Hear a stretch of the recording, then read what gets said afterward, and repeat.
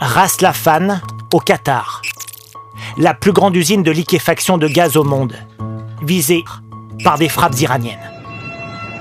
Pourquoi ces bombardements sur cette infrastructure stratégique menacent-ils l'approvisionnement énergétique d'une partie de la planète? Décryptage. Plus étendu que la Corse, voici un immense champ gazier. 51 milliards de mètres cubes de gaz que se partagent le Qatar, c'est la partie Northfield, et l'Iran, c'est la zone South Pars. C'est la plus grande réserve de la planète.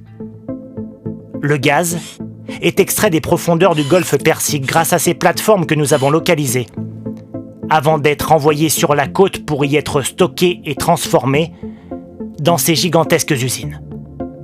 Ce sont elles qui sont la cible des bombardements. On voit ici Ras Laffan, filmé par l'une de nos équipes il y a quelques années.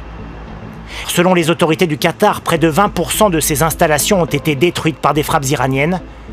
3 à 5 ans de travaux pourraient être nécessaires pour les reconstruire. L'équipe travaille actuellement à évaluer les dégâts, mais cette attaque a des répercussions majeures sur les approvisionnements énergétiques mondiaux. Un impact planétaire.